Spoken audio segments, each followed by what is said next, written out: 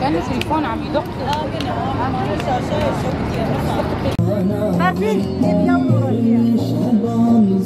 دبرستان والبيت اليزيدي نوجه رسالة إلى جميع العالم. تعرض اليزيديون على مر تاريخهم الطويل لحملات إبادة ممنهجة كان الهدف منها القضاء على وجودهم، وصلت ل 74 فرمانا مسجلا وغيرهم من حملات الإبادة والمجازر التي لم تكتب ولم تؤرخ لأسباب سياسية أو دينية، وكان آخرها ما حدث في شنغال على يد مرتزقة داعش الذين أعادوا تاريخ القتل والظلم على أبناء الديانة اليزيدية.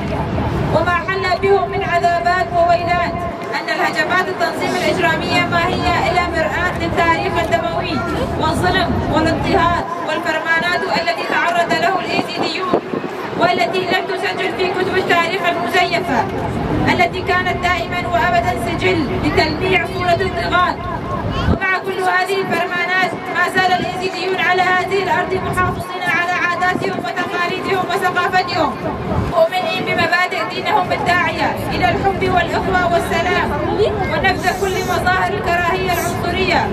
وعلى مر التاريخ كانت المرأة اليزيدية هي نقطة الأساس في الحفاظ على التراث والموروث اليزيدي، وهي الركيزة الأساسية في روح المقاومة والحفاظ على الوجود، أما بالسلاح أو بنقل مبادئ وقيم والثقافة اليزيدية إلى الأبناء والمحافظة على الهوية اليزيدية النقية.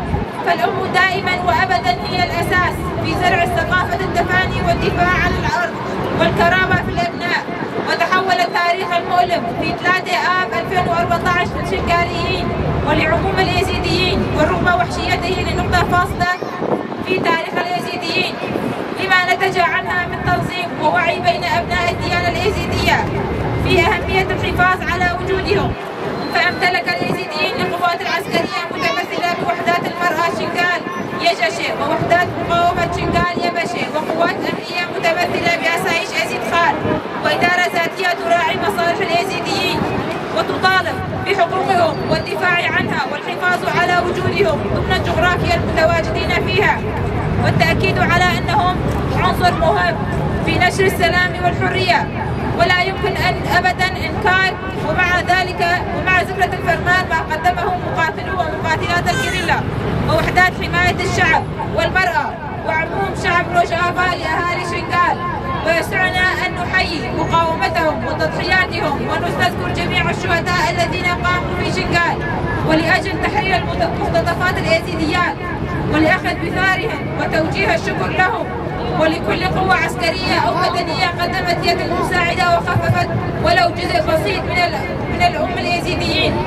وأمام كل هذا لابد أن نكون أصحاب إرادة قوية وتنظيم فعال في وجه كافة أشكال الإبادات، ونسعى دائما للوصول الجميع النقي المبني على الأخوة والسلام، وأن نصون مجتمعنا ونحفظ حقوقه حيث عانى من التهميش لسنوات طويلة، وأن نكون أوفياء ولائقين بذكرى شهداء الفرمانات وكل شهداء الحرية والكرامة.